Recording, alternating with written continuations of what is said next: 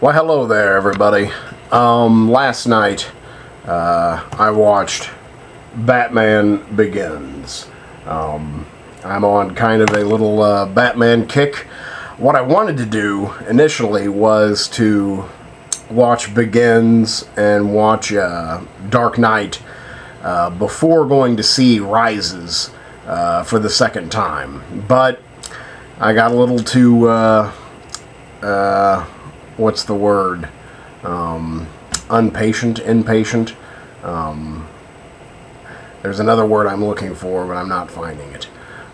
Anyway, I figured, well, I'll go ahead and just watch them anyway, and maybe it will get me in the mood to see Rises for a third time.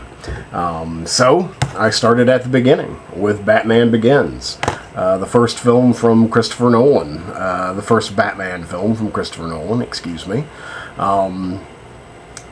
Directed by Christopher Nolan, produced by Christopher Nolan, co-written by Christopher Nolan with David S. Goyer. I'm kind of wondering now why David S. Goyer didn't want to finish up his job. Why didn't he finish what he started with The Dark Knight Rises? He co-wrote Begins, he co-wrote The Dark Knight, but he did not co-write Rises. He is credited with co-writing the story, but not the screenplay. So I kind of wonder what happened there. I have a feeling that if Goyer had stuck around, that Rises would be a little different and better.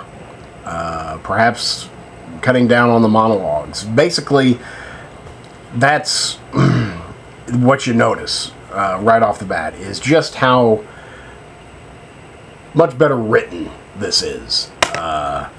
Just really a seamless, smooth story. It's enormously quotable. There's, a humorous, cool quote in practically every scene.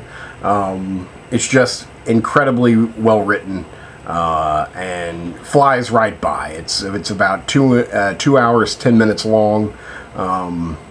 Just goes right on by. Really smooth. Film looks gorgeous. It's well directed. I am going to give it, I'll give it a 9. Maybe 9.5. I say that it's better than Dark Knight Rises, and it is. But I gave Dark Knight Rises a 9, so I've got to push this up a little bit. And Dark Knight is a 10 for me. I mean, I know that. I plan on watching it soon, and I already, just in my mind, I know it's a 10. So I feel like I have to, give this at least a 9.5 to make it higher than the 9 I gave Dark Knight Rises. But, if I wait 5 years like I've done with Batman Begins, I don't think I will enjoy Rises near as much as I enjoy this. I mean, I could maybe see giving Dark Knight Rises maybe an 8 in a few years. I just don't think it will age as well.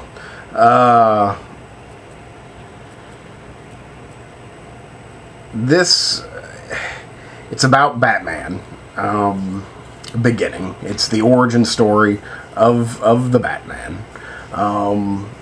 You've got a terrific cast, as we've come to know.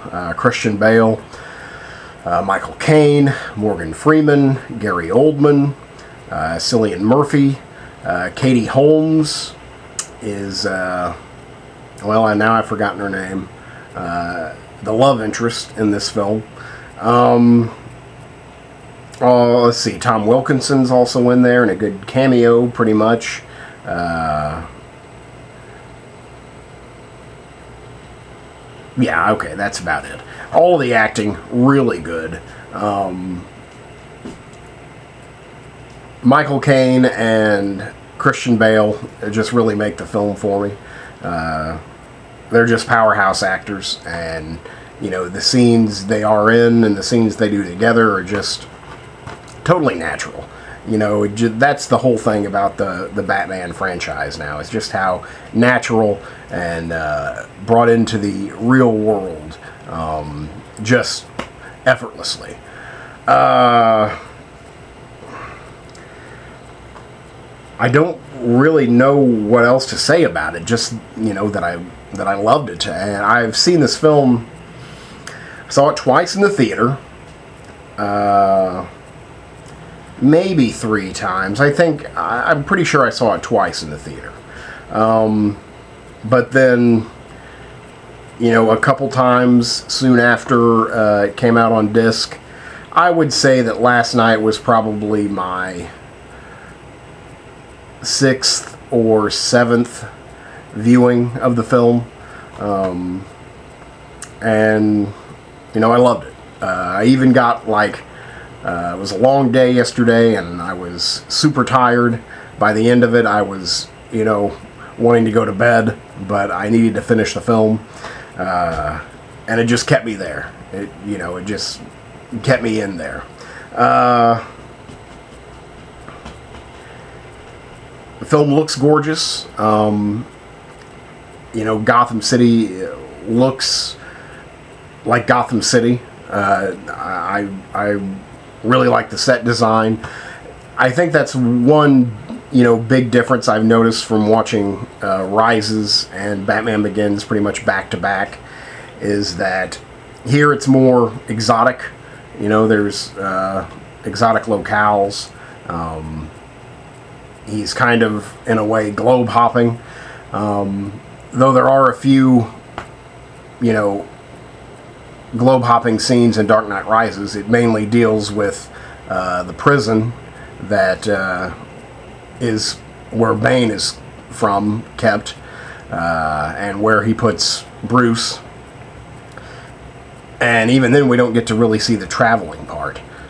So it's really nice to see all the exotic locations, the gorgeous photography in this film, and then to have it all come kind of full circle, where Dark Knight Rises, he's pretty much trapped in Gotham. You know, Gotham has become kind of claustrophobic, and where this is open and sprawling. I mean, you can really see a transition over the films, which is, you know, smart. All the acting tremendous again. All the characters really well written, really fleshed out. They all have, you know, an arc, a movement. It's nice. The movie's funny. I think it's probably the funniest of the 3 films, and it may be the best written. You know, it's just so smart and so funny and so meaningful. You know, maybe there isn't as much symbolism or metaphor in this film. You know, it's pretty much just a straight kind of, it's the most comic book of all the films, I think. You know, it embraced that comic book feel, where definitely with The Dark Knight, it got more serious in tone, used a lot more metaphor, used it as kind of a platform to make political statements, as did The Dark Knight Rises. I think that comes with creative control. Even though he is Christopher Nolan, I doubt that he had near as much control with Batman Begins as he did with even Dark Knight. And then I have a feeling that Rises, after, you know, Dark Knight made all the money in the world, I think he was pretty much given free rein.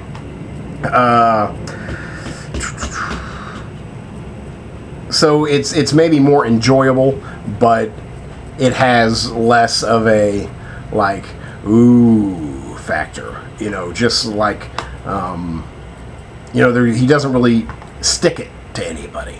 There's no, I really don't feel there's any deep hidden message, which I think Dark Knight and hints at, and Rises kind of not really slaps you in the face. I kind of wanted more out of it, actually, from Rises. But, you know, that seems to be what everyone's talking about now with Rises is what does it mean politically? What is his political statement and ideology that he's expressing to the film? Which, you know, whatever, I don't get so much into that, but it is interesting to talk about. I don't really see that aspect here. I don't really know what else to say about it. I kind of want more out of the Scarecrow. I've always wanted more out of the Scarecrow. I think he's a fine villain. I mean, and Cillian Murphy is good here. I just wish he had gone a little bit crazier. You know, I just wish he had both Heath Ledger and I haven't mentioned Liam Neeson in this. Liam Neeson is also in this. Heath Ledger and Tom Hardy, you know, really go all out with their villainous performances. I think Cillian Murphy could have, you know, tried, you know, whatever, just kicked it up a notch. Just kicked it up a notch a bit. But then again, what made me think of Liam Neeson is that he's not necessarily the bad guy. I mean, he is a bad guy, but he's still a pawn in the game, played by Raja Ghul. And Liam Neeson does a great job. Liam Neeson always does a great job. So that goes without saying.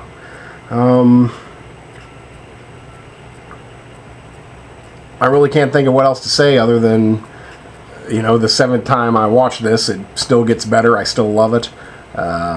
It's a fine film. So I'll just wrap it up. You know, why not? So that's Batman Begins. And I give it a solid 9, 9.5. All right. Thanks very much.